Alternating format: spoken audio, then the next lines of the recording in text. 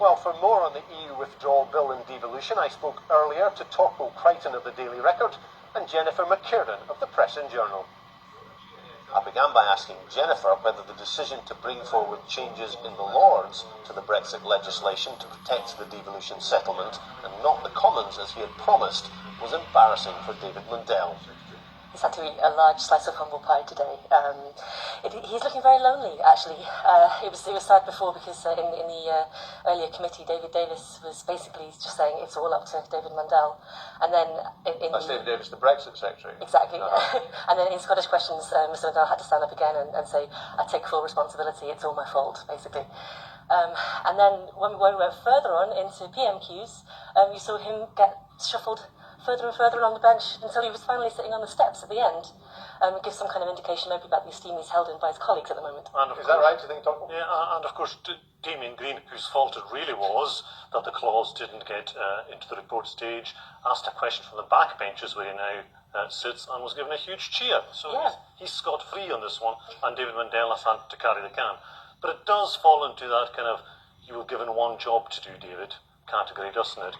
He stood up at the dispatch box before Christmas and promised that this amendment to Clause 11, which would protect devolution and make sure that powers coming from Brussels that were destined for Scotland would go to Scotland and would find agreement with the Scottish government. Would happen. It didn't happen. Embarrassing. Very embarrassing. I don't know about him, but he just carried the can, didn't he? I take full responsibility. He had to. A concerted attack, obviously, from the SNP. There are all these questions. And even someone, Pete Wisher, questioned whether or not David Mundell should consider his position. But despite that, do you get the feeling down here that the two governments, the Scottish and the UK governments, are actually moving together? Yeah, I think behind the scenes things are coming together.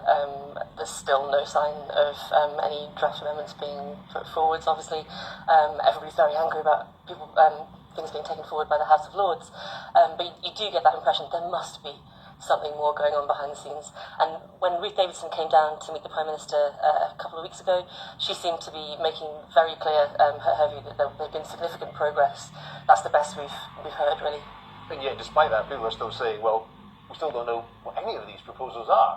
Yeah, Do they? I tend to agree that there is a lot going on behind the scene, and this follows into a pattern that we saw with the Smith Commission, that we saw with the negotiations over income tax powers, when John Swinney and others huffed and puffed politically in front of the cameras and in front of dispatch boxes about the great impasse there was, and behind the scenes the bureaucrats and the politicians sorted it out.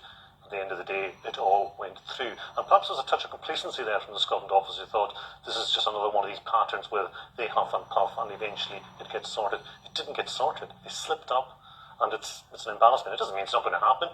It will happen in the Lords. The Lords will take care of business, but that's a democratic offence to the SNP and to many Scottish Tories as well, to the House of Commons, you could say. And Mundell doesn't come out very well, does he? Tucker, you mentioned the Scottish Tories there.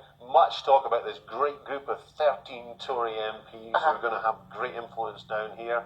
Has this rather diminished that influence? I think it's easier to talk about really the sort of new dozen Scottish Tory MPs. As I say, David Mundell is looking fairly isolated. Well, from his own MPs even? I think so. You've got it right. Why is that? Why? Because as we were just saying, really, he stood up, made a pledge, and then broke that promise. It looks appalling for every single Scottish Tory MP. And you've got to remember, these Scottish Tory MPs took him at his word. They're new to Parliament. They think, when somebody says something should happen, it ought to happen. They feel slightly embarrassed themselves. They feel slightly distant from the Secretary of State.